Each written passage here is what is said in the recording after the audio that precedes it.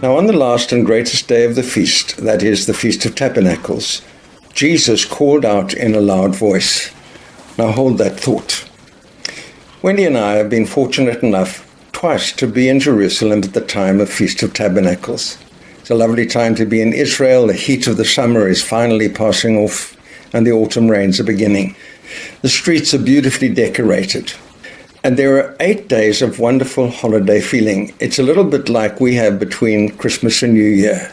And everywhere you see these temporary shelters people have put up, often covered with palm branches. You see them everywhere, even on the balconies of blocks of flats. Restaurants all put out these temporary structures because people will not eat indoors during those 8 days.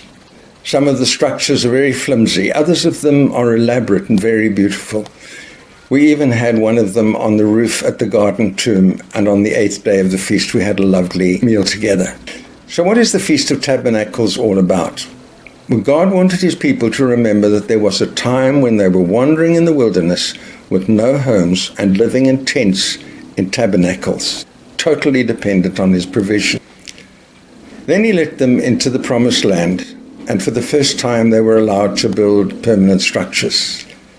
But they were still totally dependent on his provision to send rain in the autumn, or they wouldn't survive.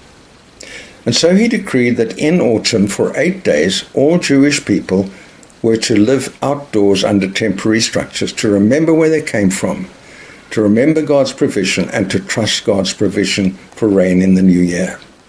Do you know that it's the only Jewish festival to which other nations are not just invited, but ordered to come, so that they can have rain in their own country in the coming year? Our favorite day in the festival was the 8th day, the last and greatest day of the feast. We would go down to the Kotel. That's the big square in front of the western wall, the last remnant of Herod's temple. We reckon there were probably 50,000 people crammed into there. They were hanging out of windows. They were on top of the buildings. And at precisely 11 o'clock, on the last and greatest day of the feast, the chief rabbi of Jerusalem would come on the loudspeaker and in a loud voice would declare the Birkat Kohanim, the blessing of the priests. The blessing from Numbers: the Lord bless you and keep you. The Lord make his face to shine upon you and be gracious to you. The Lord lift up the light of his countenance upon you and give you peace. It was a wonderful thing to see Jewish families huddled under their prayer shawls, their tabernacles, receiving the blessing. It was a beautiful thing. And then the book of John says, on the last and greatest day of the feast, Jesus called out in a loud voice.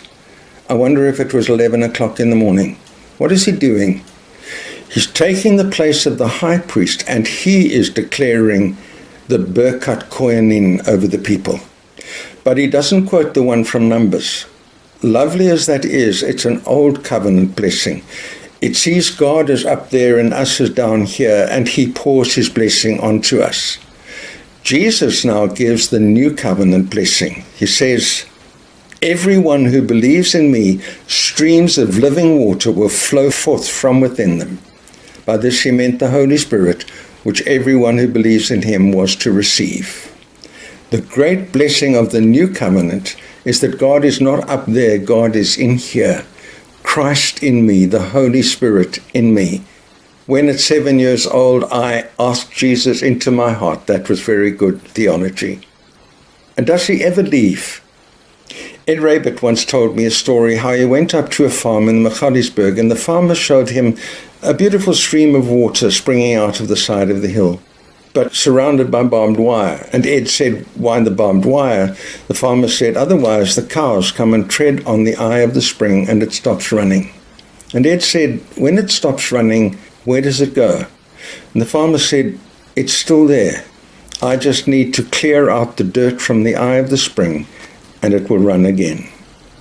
Surely there can't be anything better during Lent than for us to put some barbed wire around the eye of the spring to clean out any dirt that's in the way, that the living water may flow from within us again.